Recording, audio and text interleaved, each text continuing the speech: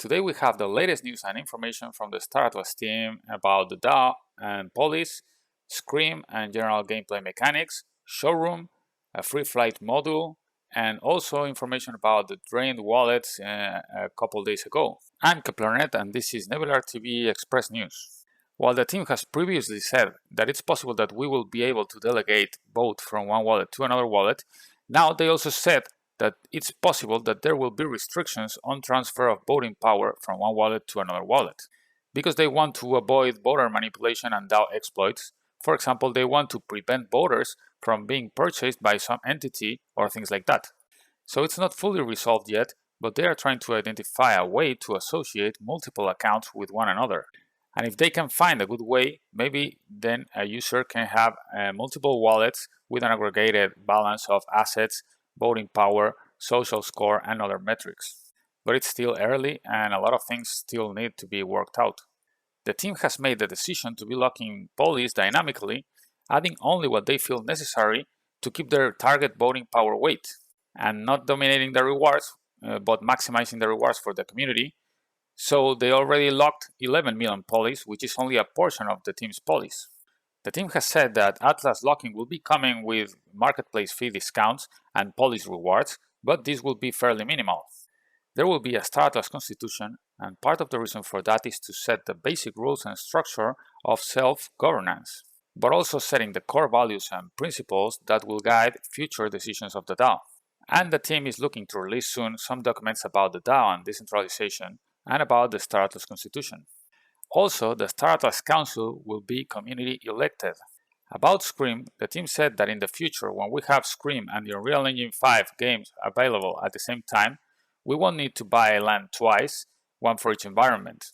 For resources and rewards in the zones, they are thinking about a 1:3:8 ratio for safe zone, medium risk zone, and high risk zone, but it's not fully decided yet, and it could be a little more or a little less. What will be sure is that the rarest materials will exist only in the high-risk zone, and generally, extraction yields will be higher.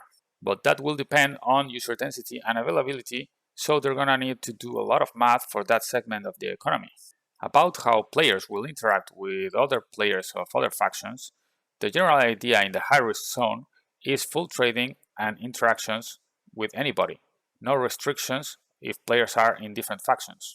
Then, within faction zones, items coming from a different faction will need to be transported and go through some custom channels, and some fees will apply. And about communications with other people, there will be global and local chat channels. And something not decided yet is if we will be able to make a party or do quests with players of other factions. There will be a licensing system progression so that maybe we won't be able to use any kind of item or asset right away, and we will need to go through some in-game progression for that. For example, there will be items that we will buy with loyalty points, and we will earn those loyalty points with time and progression in-game. That progression is wallet bound, so we will need to play the game for that. So it may be similar to other games where you can't buy some role-specific gear if you don't go up that role's progression tree first. Next, they've said that we are probably years away from the high-risk zone coming into play. The showroom will include multiplayer at some point, but it will mostly be a social thing. In the town hall, Danny said that it's possible that around October we will have multiplayer, and it's also possible that we will be able to fly and shoot with at least the Pierce 4, so possibly around October. The video we saw flying a ship in a racetrack was only a demonstration of a module they're working on, and we don't know if they will release this to the public or not someday. But it's something they use internally to work on different mechanics, and specifically free flight in this case. They said this needs to be completed for all ship models they have released, and the product of that work will be used across all future instances of the game. These last days, there was an incident where around 8,000 wallets were drained on Solana. Solana Status has said in Twitter that after an investigation, it appears that affected addresses were at one point created, imported, or used in Slope mobile wallet applications. By using Slope, it seems private key information was inadvertently transmitted to an application monitoring service. So be safe, friends.